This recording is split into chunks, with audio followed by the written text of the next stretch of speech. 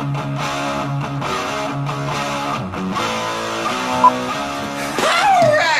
Mr. Clean is back. Only this time I'm black.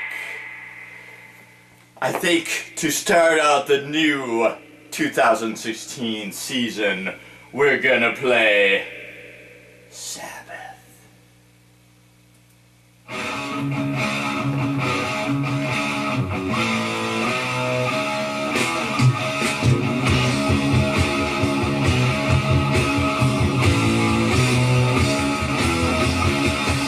You see right through your started eyes, you know you had to learn the execution of your mind. There's no return. The race is run, the book is read, the end begins to show. The truth is out, the lies are old, but you don't want to know. Nobody will ever let you know. When you ask the reasons why,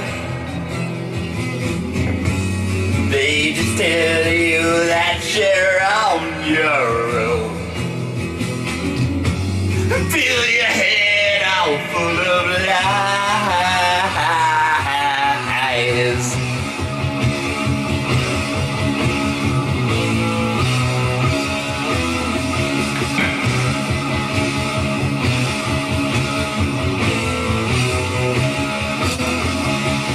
The people who have crippled you, you wanna see them burn. The gates of life have closed on you, and there's just no return. You're wishing that the hands of doom will take your mind away, and you don't care if you don't see again the light of day. Nobody will ever let you know. When you ask the reasons why, they just tell you that you're on your own. Fill your head all full of lies.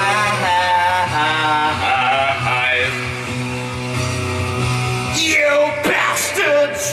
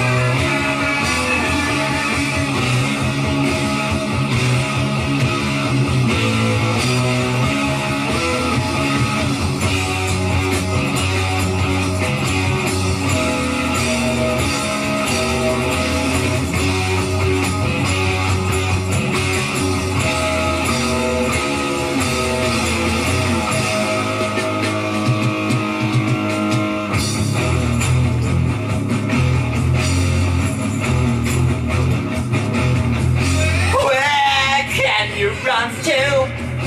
What now can you do? No more tomorrow. Life is killing you. Dreams turn to nightmares. Heaven turns to hell. All time confusion. Nothing more to tell. Yeah.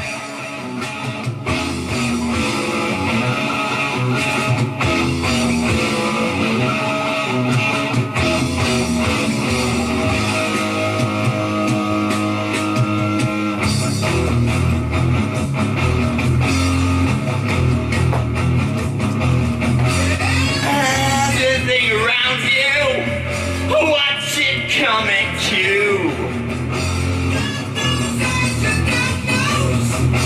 God bless all of you. That is bloody Sabbath. Nothing more to do. Living just for dying.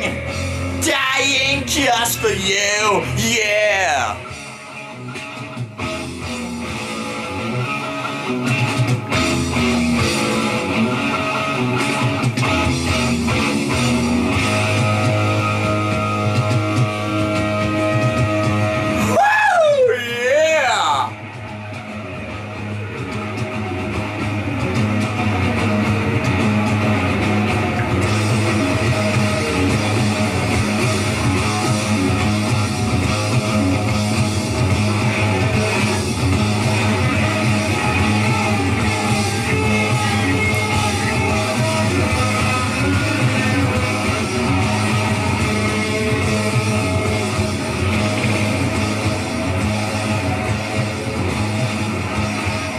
Alright!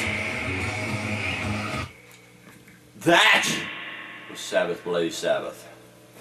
I can get rid of that stupid thing. And now we were joining you with some of the regular show. I just thought I'd do some shock value thing going on. Eventually I get a guitarist going, Basil weaseled out. And every time I try to work with the guitarist, they think they can sing, and I know I can't sing that great right now. But what I need is practice. And so if there's any good guitarists out there, come on board! Come on down to Pegasus. Let's jam. And remember, no singing. I'm the singer, you're the guitarist, we'll get a bass player, we'll get a drummer. Each person does their own thing. Every time I see somebody even with a guitar and a tried to sing, it's like all I can see is like one of those guys with the big bass drum, and he's got a harmonica, and he's got a ping and a bell on his toe and all kinds of other shit. No, concentrate on one thing. The lead singer needs to dance around. You know, even Elvis hid behind a guitar sometimes. That's a no-no. Each person does their role. Once in a while, somebody like Neil Young gets away with it. With Dylan, he should have hired a vocalist. Like Santana knew that he had to hire a vocalist. He's the guitar player, he may do some writing, he may be the executive producer of the whole damn thing, and it's his band Santana by his last name, but he knew each time he needs to hire a vocalist. Imagine if Bobby Dylan, a great songwriter, great performer, he should have played the harmonica and played the guitar and hire a vocalist. They you know, I'm not even going to attempt to do the odd voice inflections. And when he was young, he got away with it. It was kind of characteristic, but then as he got older, it was clear he couldn't sing, and oh my God. Somebody like Neil Young, yes, he can get away with it. But Elvis, a vocalist. And then he learned a couple chords so he could dance behind the guitar instead of like doing his thing, dancing and expressing himself, and eventually he did. He threw down the guitar, and he did martial arts moves and all that. That's what it's all about. Each person does their own thing. Now, on to the show! The Mr. Clean Show is back. Only this time, ours be black.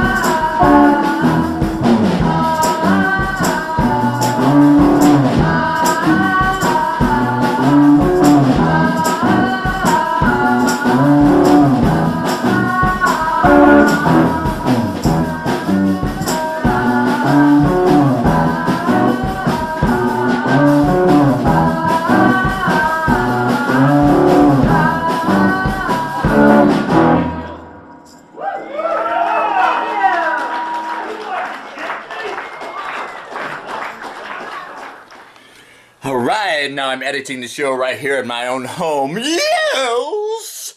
I think we'll take a flashback to an early thing even before I created the show. I recorded in the Southside Community Center some poetry, and my friend drummer John came in and did some drum beat too. So it's an only audio track, so I'll include some pictures of kitty cats in the cat poem, and the other poem, maybe, I don't know, I'll try to come up with some cool stills to incorporate in for the Mr. Clean Show. We'll be back in the studio soon. Hopefully we're going to have a new format, new volunteers, and really go for a professional look, studio audience, everything. We need to really, I'm producing the show, but I'd really rather have a producer, a director. I think the first thing is to get a studio director. One of my early studio directors, Verna, couldn't conceive of the idea that it's different than being the director of the show and being a studio director. A studio director just orchestrates things in the studio, and then she could have expanded out, if she wasn't so mean, she could have expanded out and done actual directing. But we need camera people, musicians, we want to do skits, everything, yes. Here we go. Fur friends, soft silkiness that covers their backs, the kneading of a blanket to make a nest to relax, sly snake eyes in the heat of the sun, playful soulful eyes when the working day is done, helpless abandon as they lay with you in bed, a commanding meow as they wish to be fed, rhythmic warm purr on a cold winter's day, flipping and pawing in the midst of their play, howling and scowling when it's time for a bath, snagging arms flesh the result of their wrath, fastidious cleaning of their claws and their jaws, a midnight concerto of roaming ghost cat howls, ravenous fur pups gorging and licking their dish, they jump up in your lap with a cat food kiss, guarding wise countenance of a watchful sphinx, a switch of the tail, and a loving cat wink. Poem 2. Far away, upon a star, little bony things we are. Far below, the aqua's waves, little bony things we are. Hitherto, me and you, little bony things we are.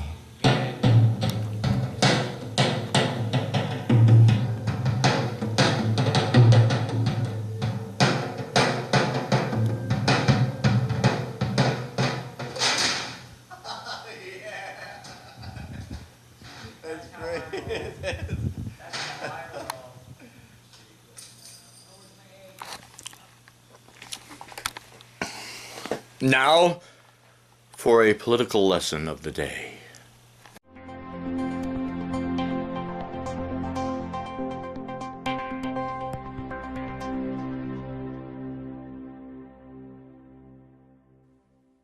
From education to the environment, business to banking, housing to healthcare, it seems that there is no issue in the world that the industrialized Western democracies cannot reduce to a simplistic paradigm of liberal versus conservative. In fact, this point has been so hardwired into the modern political system that it has been distilled into a childlike shorthand. Political positions are left or right, blue or red. These convenient, color-coded political choices infantilize the political process, making the public little more than spectators at a sporting event, rooting for one team or another, without even having to understand the issues being debated. Nowhere has this process of simplification become so refined as it has in the United States of America, sometimes laughingly referred to as the leaders of the free world.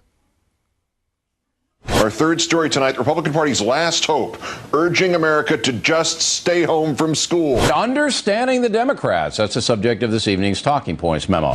Governing this country with Republicans is like rooming with a meth addict. It is a fact that every juror on the OJ case was a Democrat. Everybody blames the blacks, not me. I blame the Democrats. Well, This inane lowest common denominator reduction of all political thought has taken its toll on the public. Many are now unable to conceive of what a political movement that is not attached to one or the other ends of this so-called spectrum would look like. Yet, interestingly, This is precisely what has emerged in the past several years, not once, but twice, and not on one side of this left-right divide or the other, but both. In the past 5 years, we have watched the rise of two distinct movements expressing popular outrage at the political status quo in the US. Both movements decried the nexus of power that has developed in the fascistic relationship of big banks and big government. Both movements believed that the bought and paid for politicians have robbed the people of their rights and even their ability to participate in the political process. Both movements believed in mass protest as a way of effecting change in the system. And yet, we are asked to believe that these movements are not only incompatible, but diametrically opposed. According to the corporate press, the Tea Party is a fringe Republican movement that arose out of a desire to move the Republican Party further toward the hard right. Never discussed in mainstream coverage of the group is its actual origins in disgust at the Bush administration's 9/11 cover-up. The first Tea Party event was held in Boston in 2006 and involved throwing copies of the whitewashed 9/11 Commission report into Boston Harbor. The movement took off in 2008 in the wake of the Lehman Brothers collapse and the announcement of trillions of dollars of stimulus being directed into the pockets of the Wall Street banksters and their political cronies. Similarly, the Occupy Wall Street movement motivated scores of Americans to actively protest the financial oligarchy and their growing ensnarement of the political machinery of the US government for their own enrichment. People sick of being asked to tighten their belts while banks continued making record profits, backed up and bailed out by debt that the public is being asked to underwrite, drove people into the streets for mass protests and confrontations with the so-called authorities across the country. At their core, these movements sprang from remarkably similar origins: increasing public frustration with the money power dominating the American political process, and the dwindling space for public engagement in that system. It did not take long at all, however, before both movements were spun into the left-right political process, with the Republicans effectively capturing the Tea Party movement and steering much of their base into an officially sanctioned Tea Party Inc. The Democrats, meanwhile, managed to ignore the Occupy Wall Street protests while the political provocateurs and change agents steered it toward cultural irrelevance. Those who have studied history should perhaps not find it surprising that the political outrage that is felt so keenly by people on all sides of the political spectrum should be controlled by spinning them off into partisan politics. Nor should they be surprised to see how effective this technique is. After all, the strategy of keeping the people pitted against each other, instead of against their oppressors, is one of the oldest political stratagems known to human civilization. The phrase divide and conquer is attributed to Julius Caesar and has been used by emperors and would-be tyrants ever since. In the Age of Empires, divide and conquer was used to keep the empire's subjects from rebelling against the emperor. The Romans used it to keep their conquered neighbors competing with each other rather than their foreign occupiers. The British used it to keep their colonies squabbling along religious, ethnic, and sectarian grounds so that the Queen and the British East India Company could more effectively exploit them. In the age of the nation-state and with the advent of republican democracy, the strategy necessarily took on a different form. The idea of a left and right wing in politics stems from the earliest days of the French Revolution, when the National Assembly divided into supporters of the king on the president's right and supporters of the revolution on his left. The notion of competing parties within the government was quickly transplanted to the American context, where supporters of Alexander Hamilton united under the Federalist Party, causing Thomas Jefferson to form the Democratic Republican Party. The creation of political parties was greeted with uneasiness by many, including George Washington himself, who warned of the potential for despotism under such a system in his farewell address. The alternate domination of one faction over another, sharpened by the spirit of revenge, natural to party dissension, which in different ages and countries has perpetrated the most horrid enormities, is itself a frightful despotism. But this leads at length to a more formal and permanent despotism.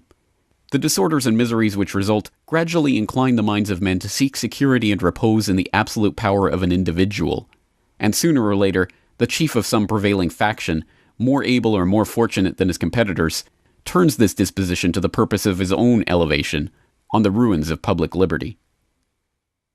Whatever the intentions of the original creators of the Federalist and the Democratic Republican parties, by the 20th century the American system, supposedly the beacon of democracy for the world, had become hardwired into a two-party duopoly, the Republicans and the Democrats.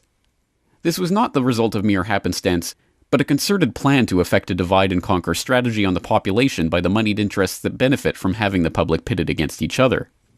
The thinking behind this two-party system that was engineered by the banking and financial interests was documented by famed Georgetown historian Carroll Quigley in his landmark work, Tragedy and Hope, published in 1966.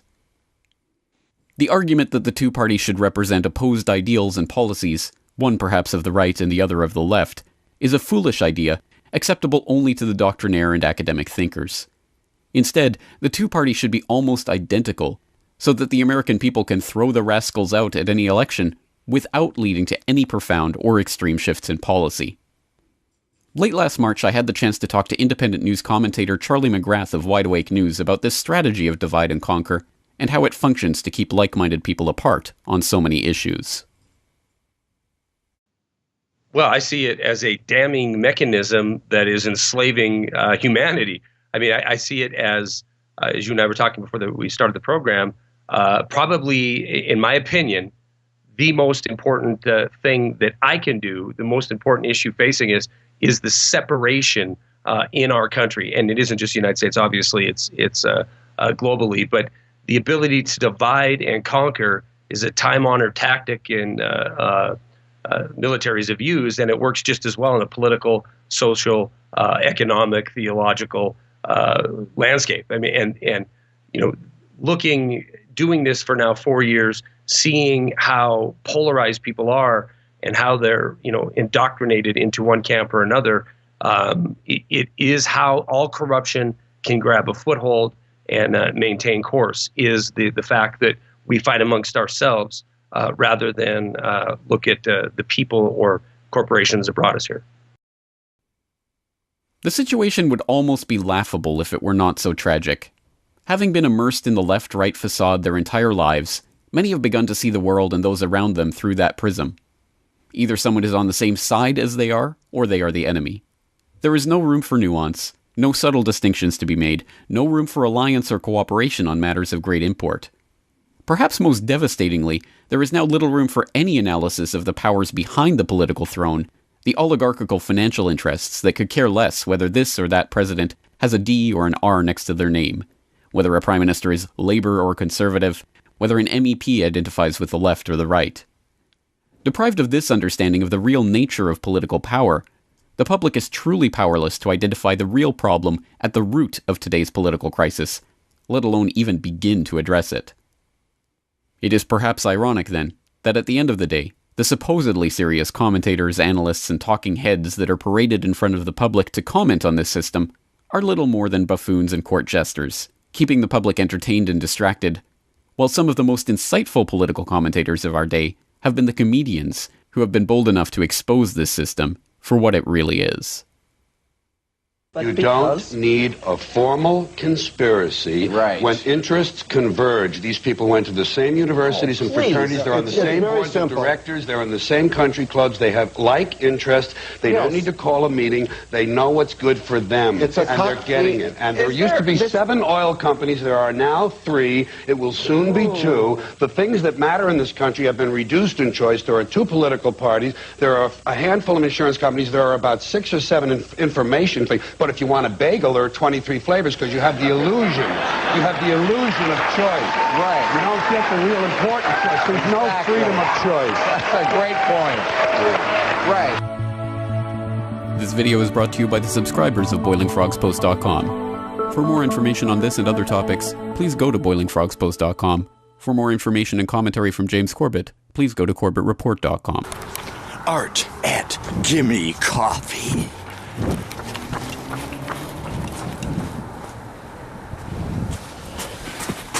I'm not even sure what they have.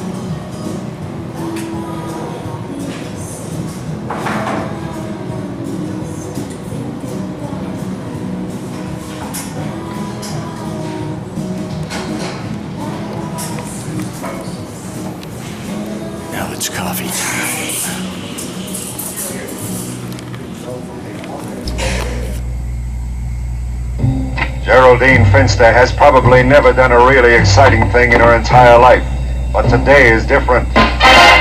Today, Geraldine has a secret weapon to fight the dull mediocrity in her life.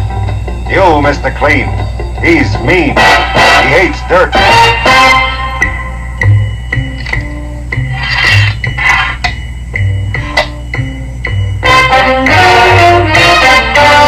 You, Mr. Clean, rubs out grime. Gets rid of grease. Polishes off stains. No other kind of cleaner cleans like you, Mr. Clean. No liquid, powder, cleanser, detergent, or soap. Nothing. Put some excitement in your life. With you, Mr. Clean, he's mean.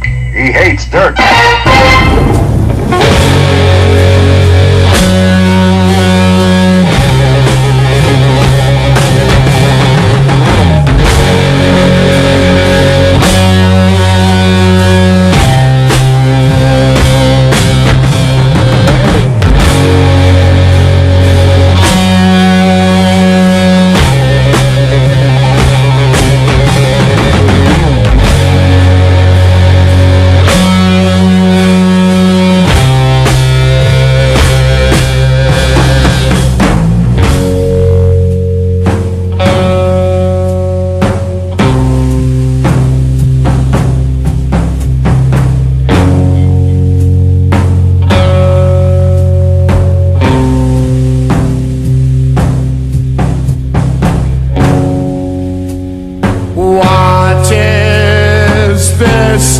that stands before me.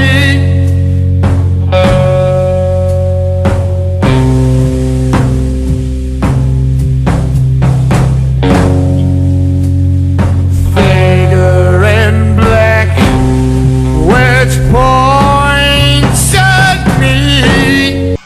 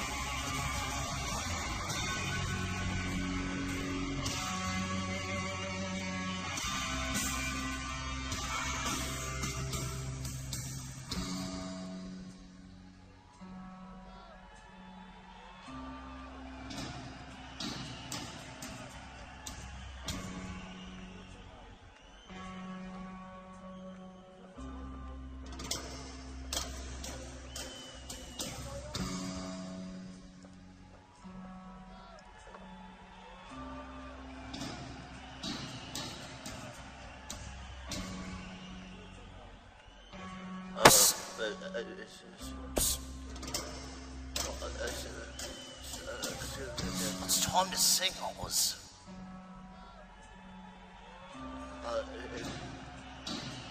It's time to sing. Come on, you know. Oh, come on.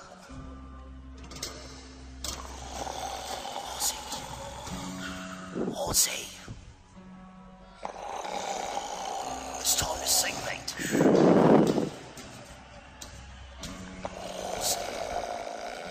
It's time to sing, mate. Ozzy. Oh, come on, mate. Wake up, you bloke.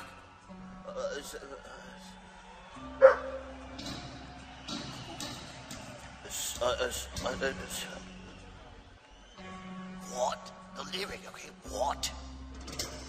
What is this?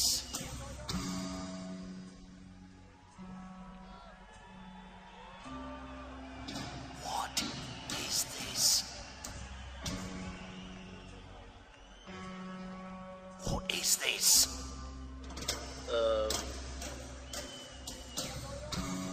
Ozzy, what is this? What? What is this? What? What is this? What? What? What is this?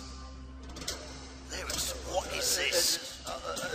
That's a bass guitar. No, no, no. What is this? The lyric.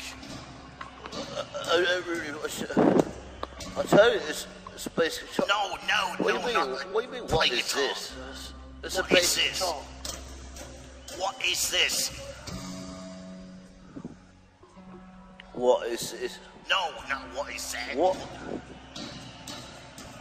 Yeah, right. I said what? I said it's a bass guitar. No, wait. What is this? The lyric. The lyric to the song. What is this? White House or something like that. No. I got this call. Excuse me.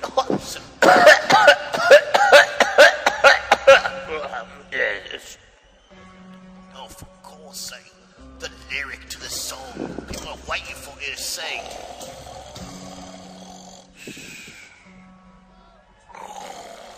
Sing, wake up. Wake up. What? Wake up. What's it? The lyric. What is it? What is this? Now you got me confused. What lyrics? Lyric, I told you it's... I know. What do you mean, what is the song? I know what the... No, the song's on Black Sabbath. What's the song, mate? I don't know what the song is. What is the lyric to the song? What is the song? What is What this? What is what? What is this? What is what? What is this? The I don't know what. I told you it's a bass guitar. No, mate. It's What like is the third this? time I tell you it's a bass guitar. No. What's the microphone here? No, I talk about the lyric to the song. The song's called. The song's on Black Sabbath. What's the lyric? So what? You just told me the song was called Black Sabbath. No, the lyric to the song. What song? It's called Black Sabbath. No, the lyrics. What? The song, the lyrics. I told you that's a bloody bass guitar. No, that's, what is this? The Yeah, lyric. you know, you can just... The lyric to the song is, what is this? I don't understand. It's just, the lyric, mate. The lyric, yeah, okay, I got it, here we go. You got it now? You got it? Good. I got it, it's Now, coming. a couple of people are waiting for you. What?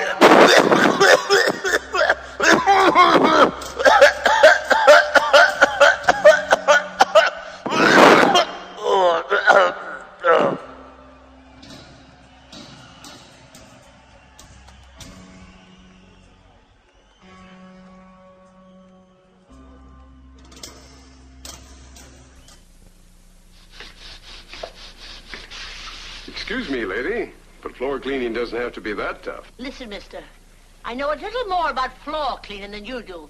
Now, would you be moving your big foot so I can get home sometime tonight? You, Mr. Clean, can get your work done faster. Faster? Much faster. Of all leading cleaners, Mr. Clean is now the most powerful ever put into a bottle. Well, seeing is believing. Watch. New Mr. Clean cleans faster.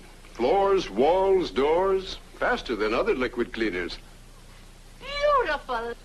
And you're going to like new Mr. Clean's unbreakable plastic bottle. Mister, the way you talk about new Mr. Clean, you should be on TV. You know, I think I have seen him on TV. Mr. Clean, Mr. Clean, Mr. Clean.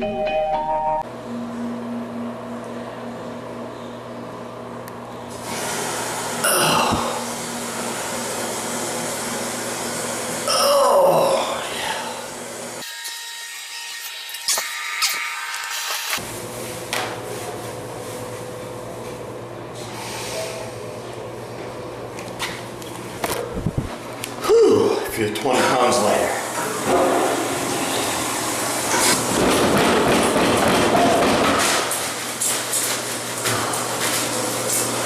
All right, Art, give me coffee.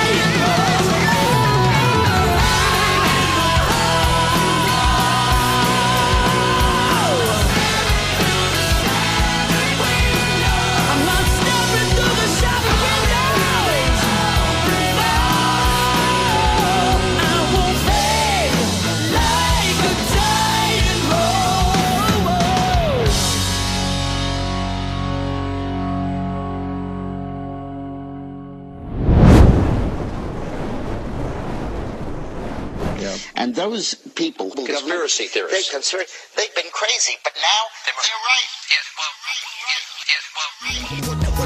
Can I get with 2.3 trillion? When does a citizen become a civilian? When did the heroes morph into the villains? How can 2 planes powderize 3 buildings? These are questions that could get you murked, politically, socially, physically put into the dirt. Many swear that there's some kind of conflict of interest within. The conflict depends upon what you're interested in.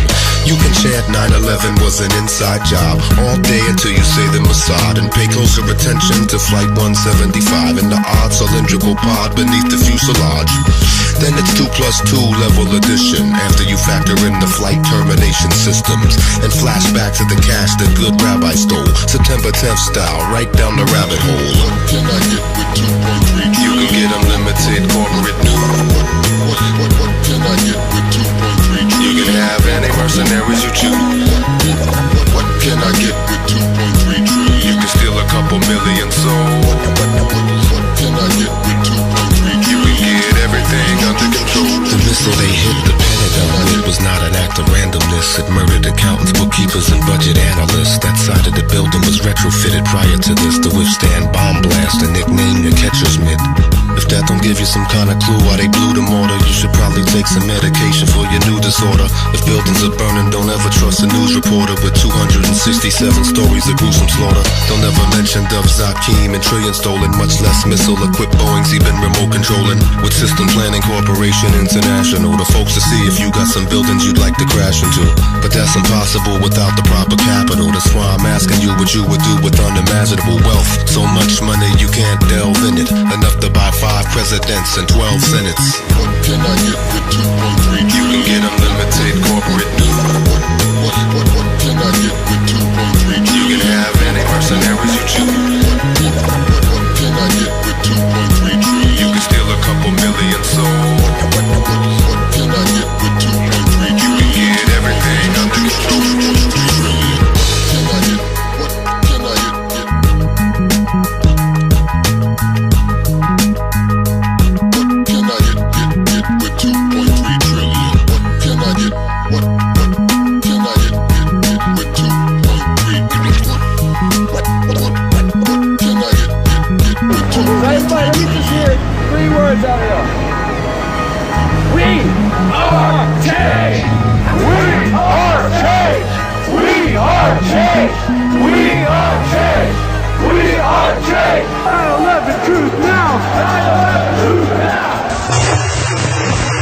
Meet Mr. Clean, Procter & Gamble's new all-purpose liquid cleaner.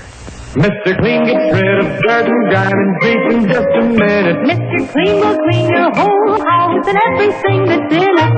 Floors, doors, walls, halls, white sidewalls, tires, and old golf balls. Sinks, stoves, bathtubs, he'll do. He'll even help clean laundry too. Mr. Clean gets rid of dirt and grime and grease in just a minute. Mr. Clean will clean your whole house and everything that's in it. Can he clean a kitchen sink?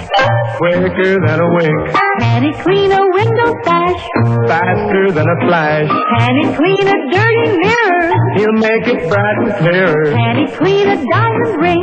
Mr. Clean cleans anything. Mr. Clean gets rid of dirt and grime and grease in just a minute. Mr. Clean will clean your whole house and everything that's in it. Mr. Clean, Mr. Clean, Mr. Clean.